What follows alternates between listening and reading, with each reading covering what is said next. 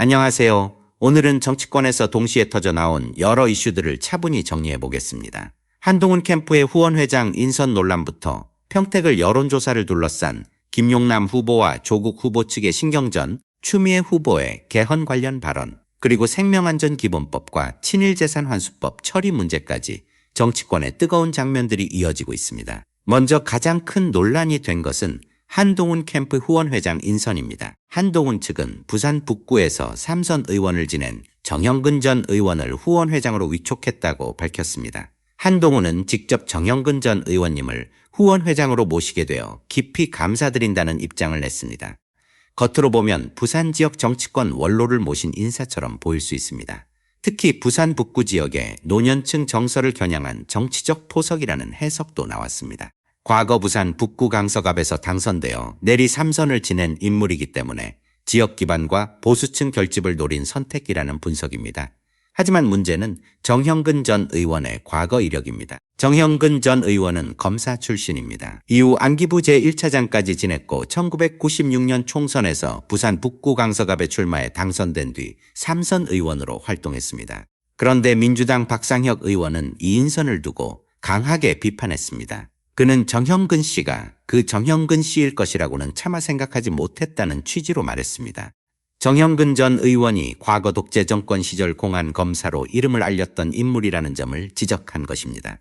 1980년대 남영동 대공분실과 고문 사건의 기억을 떠올리는 이들도 있습니다. 당시 이근한이라는 이름이 고문 기술자의 상징처럼 남아있다면 고문 피해자들을 기소했던 대표적인 검사로 정형근 전 의원의 이름이 거론된다는 비판이 나왔습니다. 정형근 전 의원은 국회의원 시절에도 자주 색깔론을 제기했고 김대중 정부와 노무현 정부를 향한 강경한 공격수 역할을 자임했다는 평가를 받았습니다. 이 때문에 일각에서는 한동훈이 말해온 보수 재건이 결국 이런 방향이냐는 반문이 나왔습니다. 특히 한동훈 본인도 특수부 검사 출신이고 정형근 전 의원 역시 공안검사 출신이라는 점에서 검찰 출신 정치의 오래된 그림자가 다시 떠오른다는 해석도 있습니다. 좀 MBC에서도 이 소식을 비중 있게 다뤘고 정치권에서는 설마 그 정형근이냐는 반응까지 나왔습니다. 한동훈 캠프 입장에서는 부산 지역 조직과 보수층 결집을 노린 선택이었을 수 있지만 결과적으로는 과거사 논란을 스스로 불러온 셈이 됐습니다. 다음은 평택을 선거와 관련된 여론조사 논란입니다. JTBC 여론조사 이후 조국 후보와 김용남 후보 양측 모두 입장을 냈습니다. 조국 후보는 페이스북을 통해 누차 말씀드렸지만 현 시점 여론조사는 큰 의미가 없다고 밝혔습니다. 이어 조직이 없는 저는 마지막 날까지 낮은 자세로 뛰고 또 뛰어 표자로 반드시 승리하겠다. 도와주십시오라고 호소했습니다.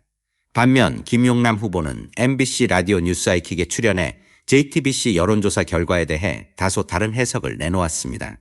그는 여론조사는 등락이 있을 수 있다면서도 이번 조사는 앞선 여러 여론조사와는 맥락이 다르다고 말했습니다. 특히 적극 투표층이 충분히 포집되지 않은 것 아니냐는 취지로 설명했습니다. 방송 진행자인 권순표 앵커는 김용남 후보에게 이런 질문을 던졌습니다. 민주당을 지지한다고 밝힌 응답자 중 45가 김용남 후보를 지지했고 조국 후보는 39를 기록했는데 이 부분은 김용남 후보에게 반가운 결과 아니냐는 질문이었습니다. 그러나 김용남 후보의 답변은 오히려 의외였습니다.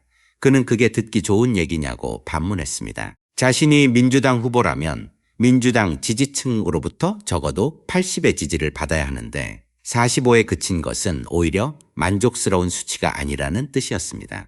이 발언은 김용남 후보가 현재 민주당 지지층 내부에서 아직 원하는 만큼 결집을 이루지 못하고 있다는 점을 스스로 인정한 것으로도 해석됩니다.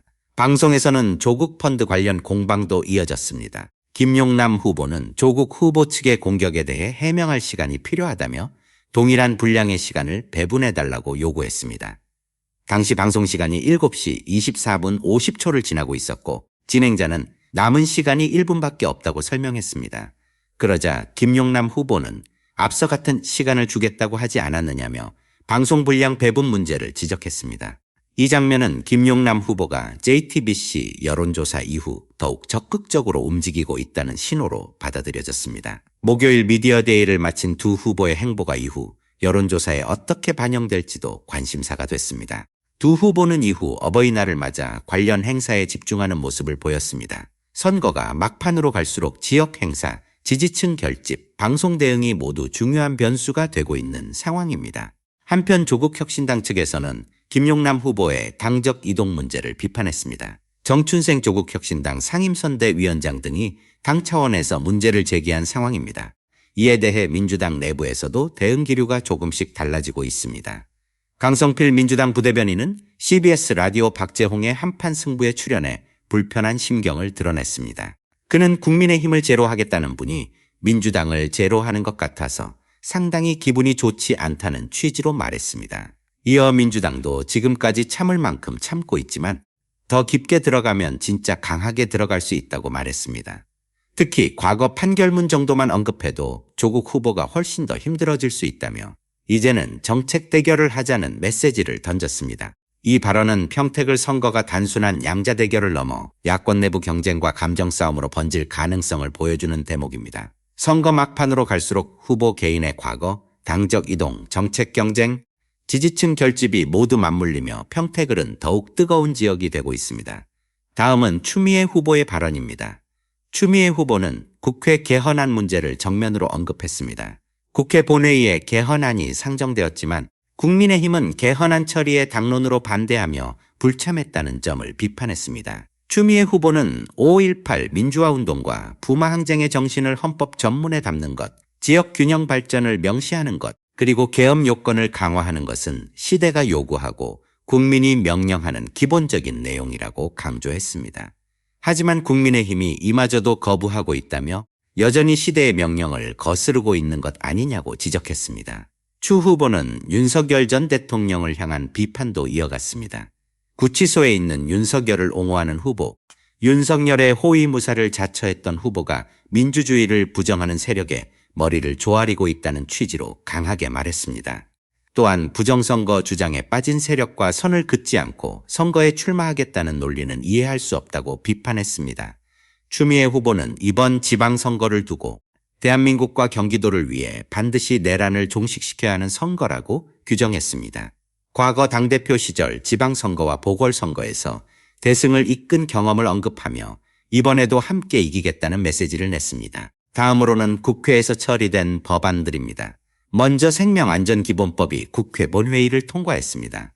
박주민 의원은 이 법안 통과에 대해 드디어 생명안전기본법이 국회 본회의를 통과했다고 밝혔습니다. 그는 이재명 대통령도 같은 마음을 전했다고 언급하며 이 법은 반성과 다짐의 결실이자 동시에 새로운 시작이라고 말했습니다. 박주민 의원은 세월호 참사, 이태원 골목 참사, 오송 지하차도 참사, 그리고 12월 29일 여객기 참사 앞에서 우리는 매번 같은 질문을 했다고 말했습니다. 국가는 어디에 있었는가? 그 질문 앞에서 더 이상 침묵하지 말자는 결심이 이제 법으로 새겨졌다는 것입니다. 생명안전기본법은 단순히 하나의 법안이 아니라 반복되는 사회적 참사 앞에서 국가의 책임을 어떻게 제도화할 것인가에 대한 정치적 응답으로 볼 수 있습니다. 이어 친일재산 환수법 문제도 언급됐습니다. 김용민 의원은 친일재산 환수법과 관련해 국민의힘이 이 법조차 처리하지 않겠다는 것인지 모르겠다고 비판했습니다. 그는 친일재산을 단돈 1원도 단 한 평의 땅도 남기지 않겠다는 입장을 밝혔습니다. 이 대목에서 민주당 의원들은 강경한 태도를 보이고 있습니다. 역사 문제와 재산 환수 문제를 단순한 과거사 논쟁이 아니라 현재의 정의와 책임 문제로 연결하고 있는 것입니다. 마지막으로 정진석 전 대통령 비서실장과 국민의힘 내부 상황입니다. 친윤 핵심으로 분류되는 정진석 전 비서실장이 후보 신청을 철회하고 백의종 군하겠다는 입장을 밝힌 것으로 전해졌습니다. 하지만 민주당은 이를 희생이나 결단으로 볼 수 없다는 입장입니다. 보도에 따르면 박덕흠 국민의힘 의원은 사돈 관계인 정진석 전 실장을 서울 모처에서 1시간 넘게 만나 보궐선거 불출마를 설득한 것으로 알려졌습니다. 민주당은 이에 대해 정진석 전 실장의 철회는 당연한 일이라고 평가했습니다. 국민은 이제 추경호 전 원내대표에게 묻고 있다고도 했습니다. 민주당의 주장은 분명합니다. 정진석 전 실장은 윤석열 정권의 마지막 대통령 비서실장이자 권력 핵심이었던 인물입니다. 그런 인물이 다시 선거에 나서겠다는 발상 자체가 국민 눈높이에 맞지 않는다는 것입니다. 또한 국민의힘이 최근까지도 윤석열 세력과 단절하지 못하고 구체제 세력과 내란 관련 세력을 끌어모으고 있었다고 비판했습니다. 선거가 다가오자 갑자기 달라지겠다, 백의종군 하겠다고 말하는 것은 얄팍한 선거용 사과에 불과하다는 주장입니다.